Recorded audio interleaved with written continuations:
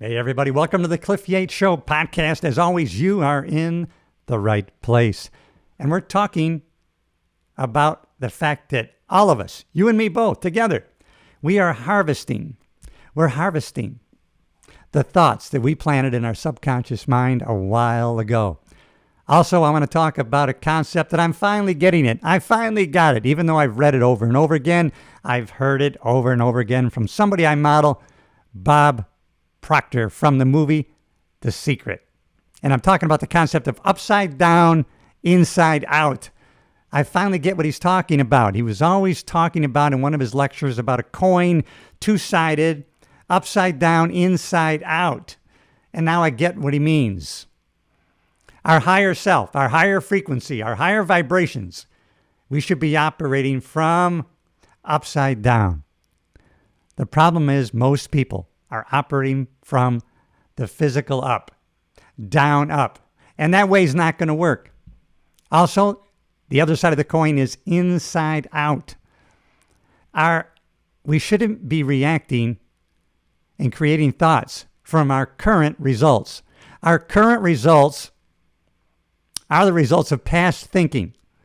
We need to be creating thoughts, ideas, vibrations, and frequencies from our current thinking today moving forward. And so the concept of upside down, inside out, that's how we need to change our paradigm, how we think, how we process information. It's powerful stuff. We're always planting. And the metaphorical image I want to talk about that we can't think about enough is creating that image of planting, sowing and reaping, thinking about your mind and the thoughts that we plant in it. We have to think of it like fertile soil, just like a fertile garden that's ready to be planted. So is our mind.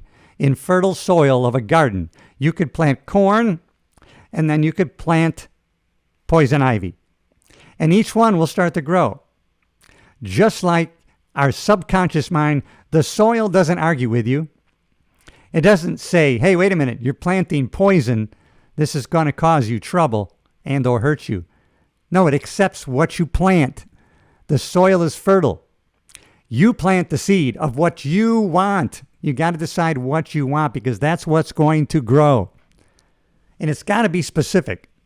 Another concept that I was finally grasping today, when you ask for what you want, you have to be descriptive and specific. Don't just say, I want a car. I want a Cadillac. Next thing you know, you're going to have a 62 soft top with 3 wheels. No, you want a 2026 Cadillac, red, convertible, specific. You have to plant specific. You just can't plant an apple seed and then water it and then watch the Creator, God, do his thing, break the shell of that seed, and then it germinates. And then you have, wait a minute, I didn't want green apples. You weren't specific. Plant the specific seed that you want. You have to be descriptive when you're planting thoughts into your mind that are married with strong emotions. We can't talk enough about the fact that we need to marry strong emotions with the thoughts that we plant and hold in our subconscious mind, because it's going to put things to work to manifest into its physical reality, our thoughts that we planted with strong emotions. So we have to be specific. We got to think on purpose. First of all, we have to think. Henry Ford said thinking is the hardest thing we can do, which is probably why most people don't do it. Earl Nightingale said if you ask most people to tell you what they're thinking, they would be speechless. And I think that is true. I did take a few notes today, right? The highest part of us is the non-physical. It's the unseen, the spirit, the higher frequencies, the higher vibration. Our physical world, the physical, that's nothing but the manifestation of our highest part. Frequencies are infinite. At one time, we didn't know that. We didn't know we had infinite frequencies. Our phone is a frequency. If I have your number and I call you, then I'm on the same frequency, then we can talk back and forth. We connect. because we're on the same frequency. Here's something to keep in mind about the law of attraction, connecting and attracting what you want. We're not going to attract what we want. We're going to attract what we are. So we have to be on the vibration, the frequency of what we want to become. We have to be that now, and then we will attract it to us. We will attract like to us. We're not going to attract what we want. We're going to attract what we are. Basically, what frequency, what vibration that we're on. This is great stuff. If you looked at line of frequencies, right, at one time we had phones. When we first got phones here on my island, it was a party line. You pick it up, there's 5 other people on it. You had to hang up, wait, check it out. Clear? Now you can call. Somebody else might pick up. You hear people listening in. There was a party line because we didn't know there was an infinite number of frequencies. Now we know there's an infinite number of frequencies, and there's no demarcation between the two. Everything is connected. It's like the colors of a rainbow. You can't tell where one stops and one starts. There's an infinite number of frequencies, and they're all connected. We are all connected. We are all on a frequency of a vibration. Very powerful stuff when we get that in our heads and we get an understanding of it. And there's only one way to get an understanding of anything, and that's to study it. We have to constantly be studying, constantly be learning. You get 2 people on the same frequency, magic happens. You know what I'm talking about. We need to tap into the non-physical. The most powerful forces in our world are non-physical. They are the unseen forces. Those are the most powerful in our lives. They're the unseen forces. Gravity. You can't see gravity, but you see the results of it. It's a law of gravity, by the way. It doesn't discriminate between conservative, liberal, black, white, male, female. It doesn't matter. Rich, poor, whoever jumps off the building is going to fall to the ground floor, whatever. It does not discriminate. It's the law of gravity. It works the same for everybody in the same way.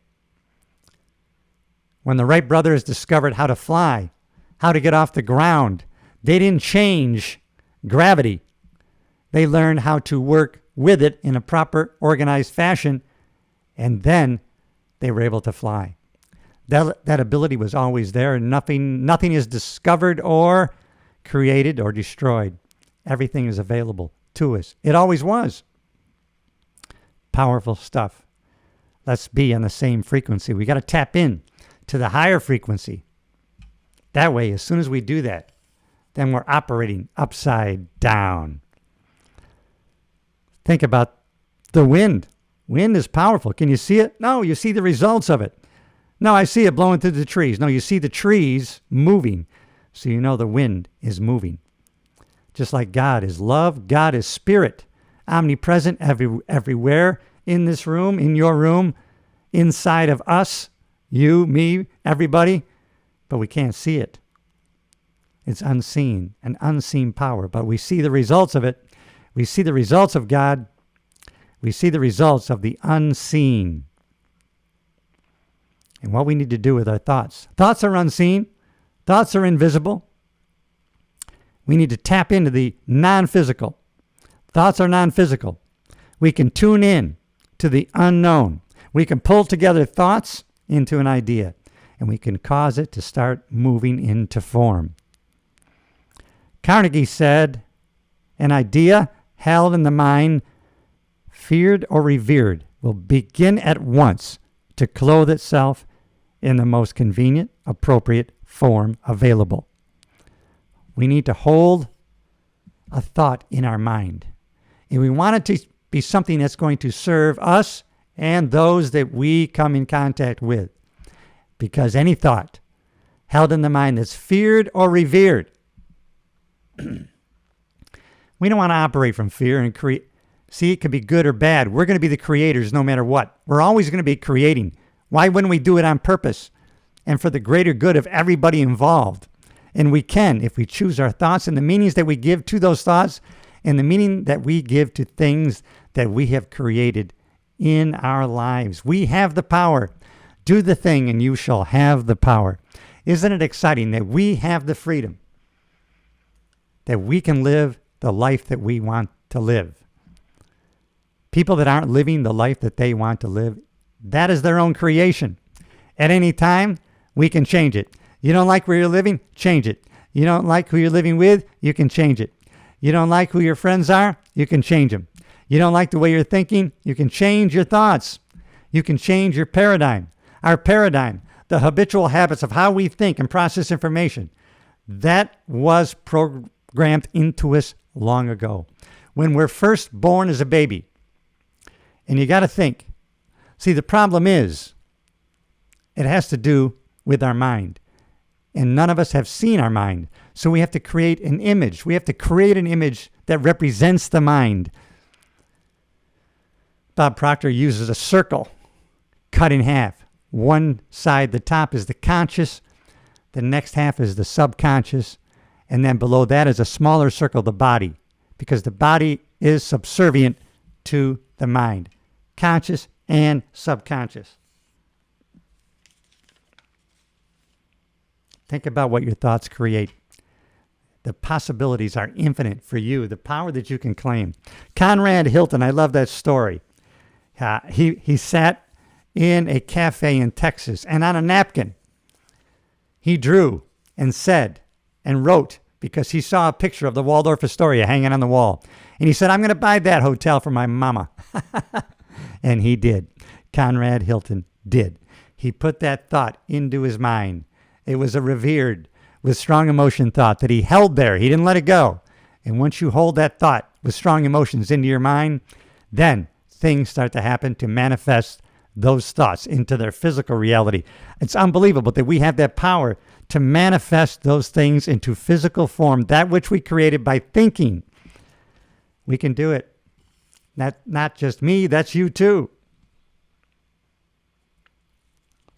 If you can create an idea and hold it on, if you can create an idea and hold on to it, it must start moving into form. Thought creates vibration. Vibration dictates what attracts into our life. Thoughts cause vibrations. The vibrations are going to cause magnetism, and we're going to attract into our lives what we are creating with those thoughts, those vibrations. You will attract the thoughts, the people, the circumstances, whatever is required for the manifestation of your planted thoughts that are either feared or revered, unless you let go of them. The upside down, inside out. Monitor your thoughts and make sure you're operating from a higher to a lower, from in out. Success, great living is an inside job. You know that. Outside in thinking is wrong, not going to work. Don't let outside results control your thinking. We already know. You can't talk about it enough. People are always casting themselves as an extra in their own movie of their life. But damn it, they are. We are. I am. You are the casting director. We are the producers, the directors. And more importantly, we're the stars of our own life movie. Get that image in your mind of walking into a beautiful theater. You want to walk into the theater of your mind. Sit in the most prestigious VIP seat in the theater, because that seat is reserved for you. Make sure that movie screen of your life is Technicolor, big, wide, surround sound. And make sure you are the star. Do not cast yourself as an extra. Don't do it. You're on the hero's journey. Yeah, you're going to get knocked down, and thank God you are. Have you ever watched a movie where the hero is doing great, in the middle they're doing great, and when the movie ends they're doing great? It's the most boring movie in the world. They don't make those. You would walk out. And the same is with your life. You are the star of your movie, and you're on the hero's journey. You're going to get knocked off your horse. That's okay. You're going to get right back on it. Whoa, you got knocked off again. Look at that. But in the end, you're getting right back on that horse and riding off in the sunset as a victor. not as a victim. You are the casting director of the movie of your life. Do not cast yourself in a supporting role. You're not an extra in your own movie. You are the star. We can't repeat that enough. Self-image. That's going to create a great self-image. When you're casting your movie, you're running that over in the movie theater of your mind in Technicolor and surround sound. You're going to keep building your self-image. You know, we'll never outperform our self-image. Maxwell Maltz discovered that in when? The 60s?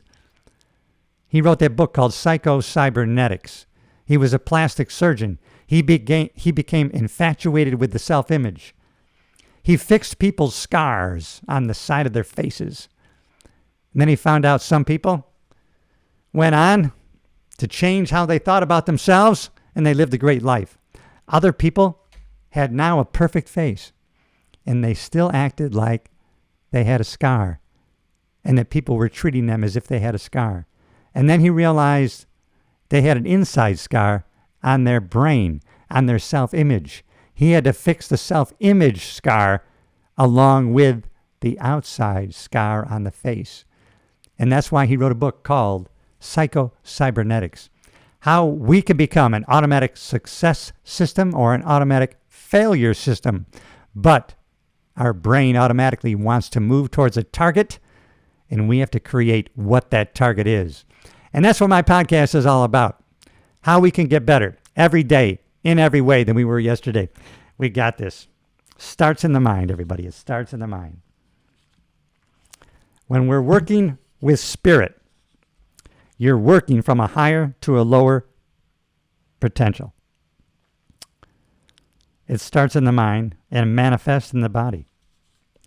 But there's where the problem is, because nobody has ever seen the mind. The conscious, the subconscious, and then the body. I get excited about these things because I look back. See, when you look back, you can put the points together, right? You can look back and you can see how everything lines up. You can't do that going forward. You got to look back and see how everything lines up. And then you think, wow, I should have aimed higher. Damn it, if I only knew. But we didn't know. And so it's powerful, powerful stuff. Well, see, when I look back, I see what I manifested, what I created. And a lot of things I see, I did just by happenstance. I did it by accident. I did it the right way in a lot of situations. You know, I had a dominating thought in my head. I held those thoughts there. I had a bright, vivid image, and I married strong emotion with it. It got implanted in my subconscious mind, but I didn't know what I was doing. I just happened to have done it. Right? In the early 80s, you know, I watched that DVD by Richard Pryor, Live on the Sunset Strip. I got that image in my head. I kept watching that DVD over and over again, and I saw that stage. I saw red flooring. I saw the silver curtain. And I imagined myself on the stage coming through that curtain. I think this was like 1980, let's say 1981, because I know I was in New York, and I had that image. I want to perform on that stage. I even looked it up. Where was this filmed? Oh, the Hollywood Palladium. I had that image of what I wanted specifically, right? I had what I was going to be doing performing. I had the location. I had an image of the floor. I had an image of the curtain. What's so amazing to me is that, let's say that was 1983. All I know is what I wanted. And that's all that counts. What you want. Specifically what you want. Not how. Don't even think about how. Don't even bring how into it. You probably aren't going to know how. And if you think how, your brain's going to say, I don't know how. And it's going to discourage or stop you. Don't ever think about how. Just think of what. What do I want specifically? Hold the thought in your head. A distinct, specific image in your head. I had that. 1983. And then in 1998, I walked out on that stage. And at the time, I didn't even think about it. I didn't think to myself, wow, I had this image back in 1983, and I manifested this into physical reality. I didn't think about it till really about a year later, after the show, when I was doing self-work, working on the power of the subconscious mind and learning and growing. And then I realized, wow, I manifested that, 83, 93, 15 years before it actually happened. And so that's why I can read about this stuff, know about this stuff, because I've done it. And if I've walked the talk, that is just one instance. I can think about 5 other ones that have happened. But that is a specific one that just happened to have come true. But I never thought about the how. I think that would have sidetracked me if I thought about the how. Maybe it was more important, because I thought about this later, and I never wrote that down. I didn't write down, what do I have to do next? What do I have to do to get that? No, I just remember planting the seed of thought, specifically of what I wanted. Now, I didn't know I was planting that in my subconscious mind. All I know is I held it as a dominating thought in my head when I watched that CD over and over again. CD, no, DVD. You can't watch a CD. That's audio only. That's okay. The mistakes stay in, everybody. I don't take them out.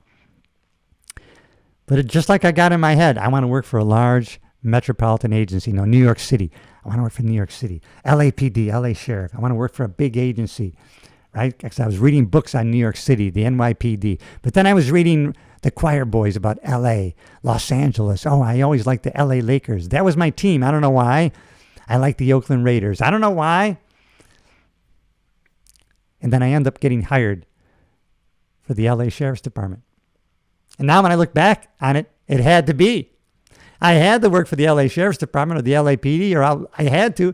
Otherwise, how was the manifestation of me performing at the Hollywood Palladium ever going to come to pass? But I wasn't thinking of that how. All I know is I put the thought into my head. Any thought, idea, plan that is held in your mind, feared or revered, is going to start immediately to manifest itself into physical reality. We don't know when. You can set a date that you would hope, but you might get to the date and it hasn't happened. That just means you missed the date. That doesn't mean it's not going to happen. Just change your date. Make it further down the road. This stuff is very powerful. I get so excited about this. But remember, you're always going to harvest what you're manifesting in your subconscious mind. So be careful what you plant in your subconscious mind. Remember the difference. Your conscious mind, your conscious thinking. Your conscious mind can accept or reject ideas, thoughts. Your subconscious mind cannot. It will not argue with you. It will accept what you plant in it. So we have to be very careful. The first 7 years of our life, we are an open door of our subconscious mind. Everything everybody said is pouring in to us as a baby. Everything we see around us is pouring into our subconscious. It's forming who we are. Everything, all the music that we hear. At that age, we could probably learn 3 different kinds of languages. Whatever anybody is speaking, whatever language they're speaking, we're going to learn that language. And then after that age, we're going to have our paradigm. We're going to have a multitude of habits and ways that we process information. Now, we can change it. We can change our paradigm. The way we look at things, the way we process information, the way we think and plant ideas into our subconscious mind. But the current paradigm is going to fight that. It's going to hold on. It's not going to want to be taken out and replaced. So it's going to fight you. For good reason. It wants you to stay alive. It wants you to stay where you are. You have survived to this point. The current paradigm is in motion to keep you alive, not to make you happy. So if you want to be happy and create the life that you want, you're going to have to take that current paradigm, remove it, and replace it. A new way of thinking, a new way of processing information, a new multitude of habits that are going to serve you well. You can't imagine how unlimited you are. The possibilities of what you can do is unbelievable. What you will do is something else. We had the gift of the higher faculties. As far as we know, no other creature has the higher faculties. The other creatures do not. They operate by instinct. They don't have what we have available to us. We have perception. We have will. We have imagination.